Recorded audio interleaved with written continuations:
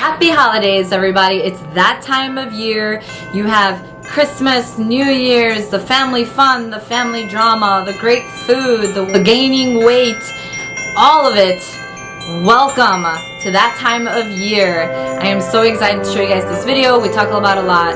We talk about family, talk about food, talk about COVID, of course, because that's still in our lives. And if you're interested to see how I got this look for the holidays, keep watching.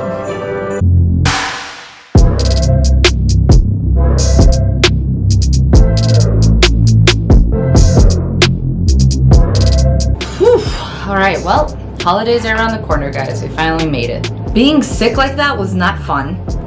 Having to not be able to be around my children, or that feeling of that you got someone else sick, it sucks. There are several people who are suffering a lot right now.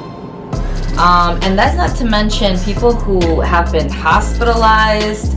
I have a few friends who are pregnant, and they're anticipating right now, like, how is it gonna look like, being in the hospital. Is the father gonna be able to be in there, and that might not be a worst case scenario, but even people with older family too, they may not have to worry about themselves, but they have to worry about, elders. Oh my gosh, when Jerry, my husband, had it, it was as if my world turned upside down, only because he couldn't help me with anything. He had to be stuck in a room completely by himself. I had to, do a lot for work, prepare for work, because I had to take 2 weeks off because I was, again, just by myself with the kids. No one could take care of my kids. No one could take my kids. So it was literally just me with my 3 kids, taking care of someone who was sick, making sure that they got, and then, oh my God, not to mention just seeing him. He got it worse than I did, I have to say. He did get worse, was worse than I did. Just seeing him sick and helpless, that affected me too. I couldn't do anything for him. And my husband's not the type to get sick easily. Having it myself is definitely not fun. Like I said, it wasn't as bad as my husband's, but it definitely was not fun. I still taught classes. I still would go in, and I was in bed, so I wouldn't really turn on my camera, but I would be like, okay guys, the assignment is on Google Classroom. Just go there right now. Something's come up, and I didn't want to explain it to them just yet, but I did say, something's come up, so you guys just do this assignment here. Work on it. If you have any questions, I'm going to still be logged on. There were maybe 2 days that I did asynchronous, where just kind of like let them go. But then, most of the times I stayed on, and just waited for those who were late, because I have like first period, those that were late, to turn it in. And then I was much more lenient at that time with any like submissions.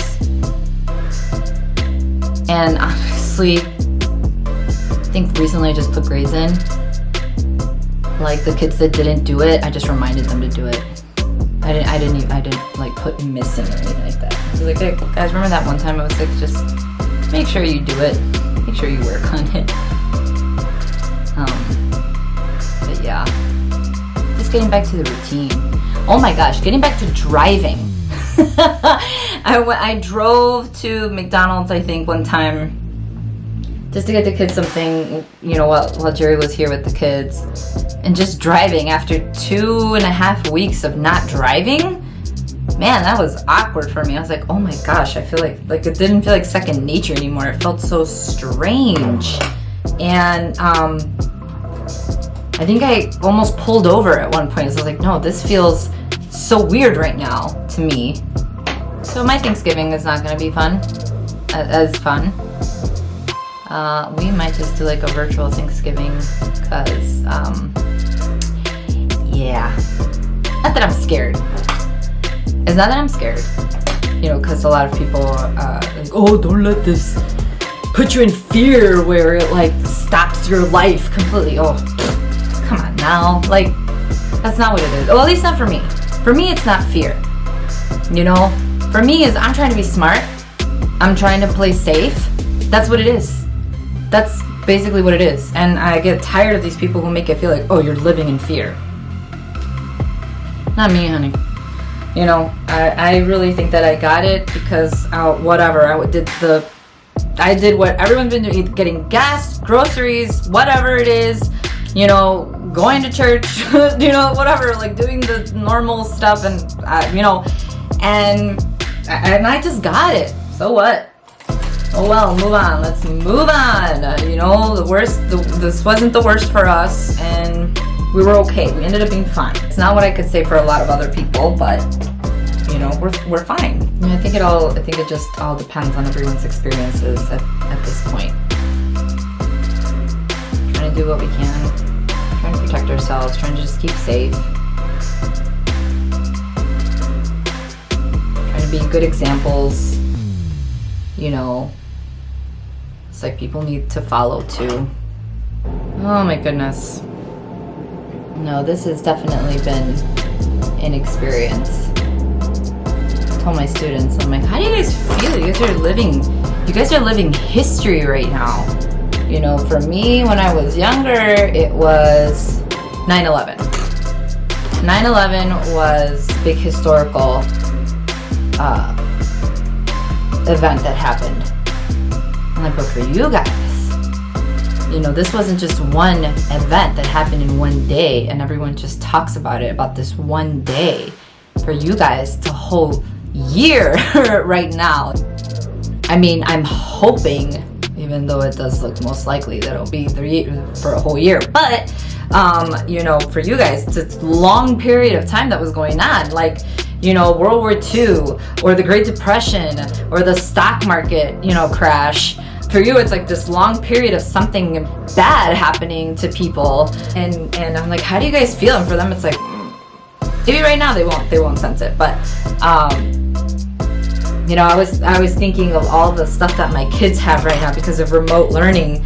You know, I was just thinking to myself, like, I should keep these things to remember, for them to remember, like, hey, you guys remember when you guys had class at home, when you guys had school at home, and we were all down each other's throats because we were all so loud, or the teacher was loud. It's so funny.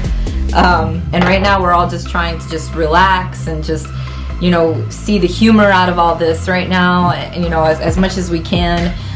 Still being realistic with our kids that people are dying from this and people are suffering in their own ways. You know, being realistic with our kids in that way, I think, is very, very important. For talking a lot, I did a whole bunch of stuff in the wrong order. Well, I sincerely want to thank everybody who prayed for our family, who kept us in prayer, who thought of us. People do get concerned, and I might not be the best at like telling people, this happened to me. I'm a pretty quiet person when it comes to that, and I don't know why. I can't even say that I grew up like that. That's just how I am. And I feel like a lot of people take that personal because I don't tell them my business, or I don't tell them what I'm going through at the time. And that's because I'm trying to go through it. I'm trying to process. Like, give me a minute, you know, give me a minute to process this. I guess I'm not taking that personal. Please stop taking it personal just because I don't text you all the time, or I don't text you when something's going on. You know, that's just how I am. This is taking me a long time again. Again, it's the eyelash. The eyelashes took me a while. I had to pause the video for a second. But yeah, again, thank you those of you who were helping us throughout this time, and my coworkers as well, who were genuinely worried for me, and family, you know, who were worried for us too. A lot of my cousins were texting my husband because they knew that I was, you know, resting, but you know, they would text my husband just to see how I was doing, and I thought that was so nice. This look is almost done. This holiday look. Talking about family, talking about friends. It's just live your life, be happy, and don't let small things, right, get in the way of your relationships. Don't let small things get in the way of your happiness.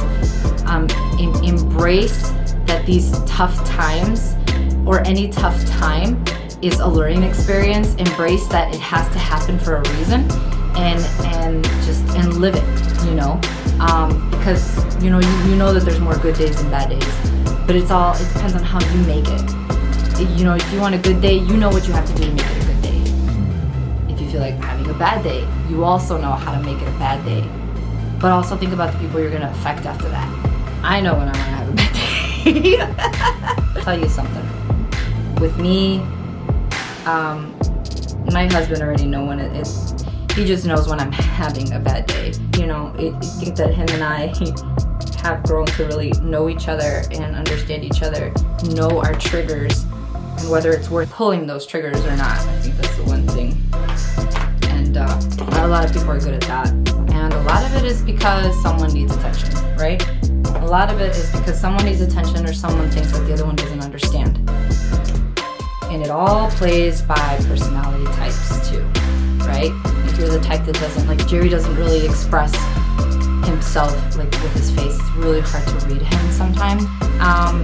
It's just kind of giving him the benefit of the doubt for the most part, because he'll open up. And now he knows that he needs to open up right when he feels something, or right when he thinks of something, or when he has something to say. He'll say it right then and there, because he knows that it's more important for me to hear what he has to say right then and there than him waiting the next day, you know, because then he knows that I go to sleep in my anger, I go to sleep sad, I go to sleep, and he doesn't want that, you know. But it's taken time for me to express that, and it's taken time for him to accept it, to identify it and accept it, and that's what it takes.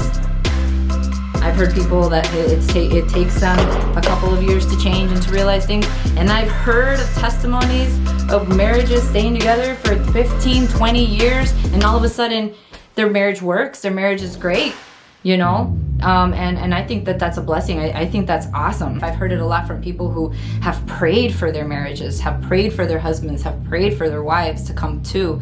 You know, they've just put their faith in God, that God is gonna, you know, redeem them and show them, right? And that's what I love about believing in a being that is gonna give you the choice of believing or not, the choice of loving or not, because then you know that's genuine when you can choose to love, when you can choose, you know, to care. That's how my faith is strategized, at least in my life. Just got a text from our school district. Will your child be returning for in-person learning? Tell us by December 7th at 11:50. Yes, please take them back. Like, I don't want them to go back, but I do kind of want them to go back. So let me explain this. Do kind of want them to go back, because I do feel like their learning has been impacted. Those of you who are teaching from home, don't you think that your kids' learning is being impacted? It is for me. I mean, I can't be like those parents that I see on my kids' classes, where their parent is literally right next to them listening to everything and anything that their teacher says. I cannot do that. And my daughter already finally said it. I wish we were back in the building. I just want to be in my classroom. I want to see my friends. I want to hang out with my friends. I feel like I have no friends right now. So that's probably why I would say yes. And now that they've gone through it, now that they've had it, and I've seen that, you know, it's almost like I want to. But again, not everyone's situation is the same. My children, thank God, my children did not have a hard time. My children didn't have to go to the hospital. The worst symptom my kids had was they had like stomach pains. They had like diarrhea, but not that much, not that bad.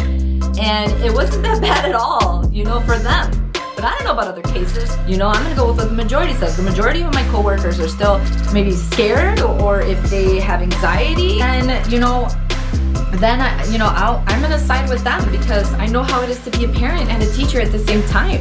And yeah, my situation wasn't that bad, but I don't know how other people's, you know, issues are. I don't know how other people's situations are, and not everybody does.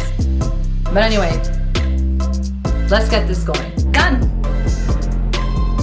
And this is the look. But everything's good on this end, guys. And again, I do want to thank everybody who was there for us. I do want to thank everybody who's there for each other.